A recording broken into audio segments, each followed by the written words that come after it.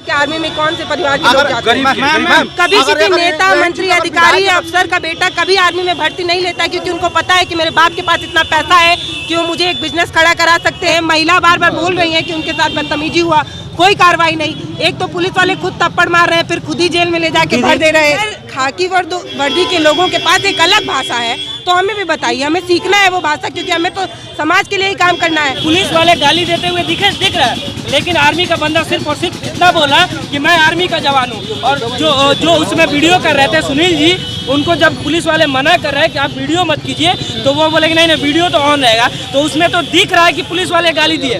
हालांकि इस बात को पुलिस वाले कह रहे हैं कि आर्मी वालों ने भी गाली दिया, लेकिन उनका प्रमाण नहीं है। तो जिसका प्रमाण है उसको सिर्फ और सिर्फ लाइन हाजिर किया जाता है, और जिसका प्रमाण नहीं है उसको क्या किया जाता है, सलाखों के अंदर डाल दिया जाता है। ये कहाँ का न्याय है दीदी? देखिए, ये अगर इन्हीं सब बातों पे हम पत्रकारों के मुंह से निकल जाता है कि बिहार में गुंडा राज हो गया, जंगल राज हो गया, तो आप लोग कहते हैं कि हम लोग सरकार का विरोध करते हैं। आप लोग कहते हैं कि हम लोग का यही काम है कि हमें मिर्च, मसाला और नमकीन चाहिए होता है। देखिए, ये खुद ही बार बार ये कह रहे हैं कि ऐसा 6 नहीं 7 दिन से होने जा रहा है। अब अगर हम बोल दें कि बिहार में गुंडा राज और जंगल राज है, तो हम पे सवाल होने लगता है कि हम लोग जो है सरकार के विरोध में बार बार बात कहते हैं। महिला बार बार बोल रही है कि उनके साथ बदतमीजी हुआ, कोई कार्रवाई नहीं। एक तो पुलिस वाले खुद थप्पड़ मार रहे हैं, फिर खुद ही जेल में ले जाके भर दे रहे हैं, फिर 6 दिन से निकालने की भी बात नहीं कर रहे हैं। ये क्या है मतलब? जिस पत्रकार ने वीडियो वायरल किया, वीडियो चलाया, उसके जान उनको कहा जा रहा है कि हम आपको अपनी भाषा में समझा देंगे अगर आप नहीं माने। इस पर क्या तो थोड़ा उनसे पूछिए, जो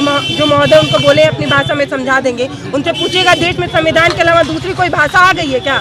आ गई है तो ये जितने माइक है उनको सिखा दीजिए महोदय, और मुझे भी बता दीजिएगा, क्योंकि बहुत जरूरी है। अगर आपकी भाषा हम नहीं समझ पाएंगे तो देश में काम कैसे कर पाएंगे? तो अगर खाकी वर्दी के लोगों के पास एक अलग भाषा है, तो हमें भी बताइए, हमें सीखना है वो भाषा, क्योंकि हमें तो समाज के लिए ही काम करना है। मुझे तो आज तक लगता था कि देश में एक देश जो है हम लोग का संविधान रूपी किताब पे चल रहा है, लेकिन देश में दूसरी भाषा आ गई है। आपको नहीं पता है क्या? जब भी कोई बड़ी घटना होता है दीदी, जब भी कोई बड़ी घटना होता है तो पुलिस वाले क्या करते हैं, ये लोग जो पत्रकार उस मुद्दा को उठाता है उसको क्या दबा दिया जाता है। बीते छपरा में भी आप देखी होंगी कि जो पत्रकार उस मुद्दा को सबसे पहली बार उठाया था वो सलाखों के अंदर है। तो कहीं ना कहीं ये प्रशासन वालों का ये एक मनगढ़ंत मतलब ये है कि जो भी इस मुद्दा को उठाता है, क्योंकि बड़े लोग तो उठाते नहीं है, जो भी छोटे छोटे माइक वाले जो लोग होते हैं इस मुद्दा को उठाते हैं, तो हम लोग को सलाखों के अंदर डाल दिया जाता है। क्या ये मतलब कौन सा रवैया है? आखिर क्यों ऐसा किया जाता है? माइक को अंदर डाल दो, सलाखों के अंदर, और बड़े लोग इस मुद्दा को उठाएंगे नहीं, तो आखिर ये कौन सा षड्यंत्र है? देखिए, ये एक राजनीति है जो हम सभी लोगों को समझनी होगी,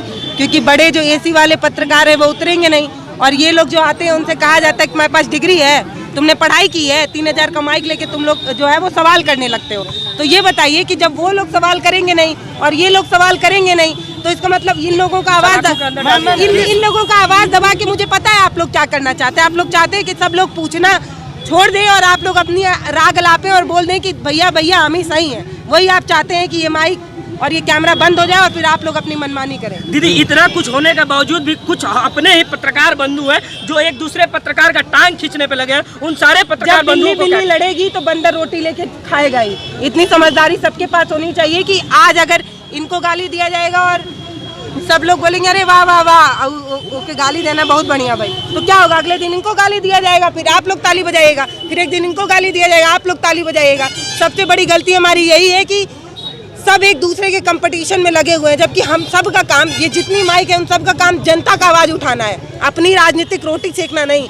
अब राजनीति मतलब पार्टी नहीं है, राजनीति मतलब ये कि सब लोग अपना करने के चक्कर में एक दूसरे को गरिया रहे हैं। आज यहाँ पे जितने लोग खड़े हैं उसमें एक दूसरे के दुश्मन बहुत लोग होंगे। अब यहाँ से जब लौट कर जाएंगे तब एक दूसरे को गरियाएंगे। आप लोगों में यूनिटी नहीं है, इसीलिए मेन स्ट्रीम मीडिया भी आपको दबा रहा है। आपको पता है सोशल मीडिया का एक प्लेटफॉर्म मेन स्ट्रीम मीडिया बना लेता है, और वो सोशल मीडिया का एक प्लेटफॉर्म बना रहा है और अपनी यूनिटी से वो काम कर रहा है, जबकि उसके पास खुद से एक लाइसेंस है जर्नलिज्म का, उसके पास इलेक्ट्रॉनिक मीडिया का लाइसेंस है, और वही सोशल मीडिया का भी लाइसेंस ले लेता है। और हम लोग इतने माइक लेकर कुछ नहीं कर पा रहे हैं। हमारे पास अपना कोई लाइसेंस नहीं है। जब हम प्रशासन के लोगों से सवाल करने जाते हैं तो पूछते हैं किस राइट के तहत, कौन बोला है आपको? हम आपको जवाब देने के लिए बाध्य नहीं है। तो हम क्या कर सकते हैं? दीदी जो इतना भीड़ लगी है, मगर ये छूट पाएंगे कि नहीं छूट पाएंगे? ये सवाल ही गलत है, छूट पाएंगे कि नहीं? जरूर छूट जाएंगे भाई, हम लोकतांत्रिक देश में रहने वाले लोग हैं, ऐसे कैसे नहीं छूटेंगे?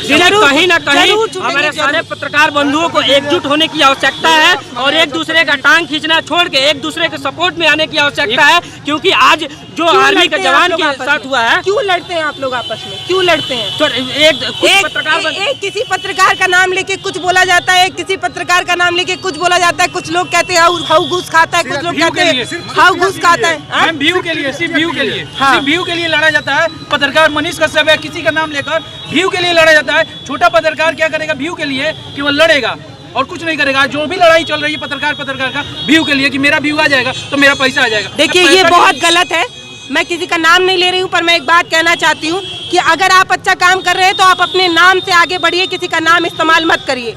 अगर कोई भी, मैं आम जनता से ही कह रही हूँ कि अगर आप ये समझ रहे हैं कोई किसी पत्रकार का या किसी का भी नाम इस्तेमाल करके व्यूज पाने की कोशिश कर रहा है, तो आप समझ जाइए कि ये रॉन्ग नंबर है, बस और कुछ नहीं। मैडम एक सवाल है, जिसका बेटा 5 मिनट में 1600 दौड़ लगाकर आर्मी में जाता है, आज उस बेटे को कैदी बनाकर रखा गया है क्योंकि वो गलत किया है। यहाँ कहाँ तक सही है कानूनी धारा से? हमारा देश का कानून और शासन और प्रशासन क्या सो गया है क्या इस मुद्दे में? यही तो सोचने की बात है कि अभी चुनाव रहता तो यहाँ कितने सफेद कुर्ते वाले लोग नजर आते, सफेद कुर्ता झाड़ के लोग यहाँ खड़े होते, लेकिन आज एक गरीब किसान का या गरीब तबका का आपको ये पता होगा रेशियो, आपको ये रेशियो पता होगा कि आर्मी में कौन से परिवार के लोग जाते हैं। कभी किसी नेता, मंत्री, अधिकारी या अफसर का बेटा कभी आर्मी में भर्ती नहीं लेता, क्योंकि उनको पता है कि मेरे बाप के पास इतना पैसा है कि वो मुझे एक बिजनेस खड़ा करा सकते हैं। उनको पता होता है कि इतना पैसा है कि अच्छे अच्छे इंस्टीट्यूट में पढ़ाकर मुझे प्राइवेट कंपनी में अच्छी नौकरी दिला सकते हैं। हमेशा आर्मी का जो जवान बनता है वो गरीब तबके का ही इंसान बनता है, इसीलिए उनके साथ बदतमीजी हो रही है और कोई खड़ा नहीं है। अगर ये माइक वाले लोग खड़े ना हो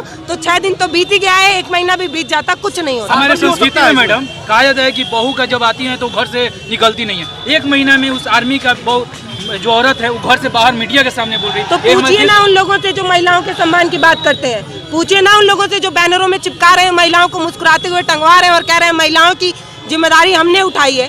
आबादी का 50% हिस्सेदारी महिलाओं की है, उसके बाद भी महिलाओं की आवाज दबाने की कोशिश हो रही है और कोई कुछ नहीं बोला है।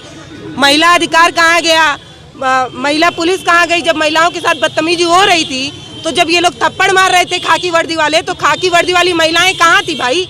कहाँ थी वो लोग? तो आवेदन के लिए जब ये परिजन गए थे महिला पुलिस के पास, वो लोग भी आवेदन नहीं लिए थे। तो वहाँ की स्थानीय थाने का तो बात छोड़िए, महिला थाना भी इन लोगों का आवेदन नहीं लिया था। और दीदी सोचने की बात है कि जो आर्मी के जवान होते हैं इनको कितना कठिन ट्रेनिंग दिया जाता है, और वीडियो में साफ साफ दिख रहा है कि सिर्फ 2 पुलिस वाले उनको पकड़ के ले जा रहे हैं। क्या अगर वो बिहार पुलिस का जो स्टार लगा था कंधे पे उसका सम्मान नहीं करते तो हम सबको पता था कि वो सिर्फ और सिर्फ एक जो आर्मी के जवान थे राधा मोहन जी, अकेले उन दोनों को पटकनियां दे देते कि नहीं दीदी?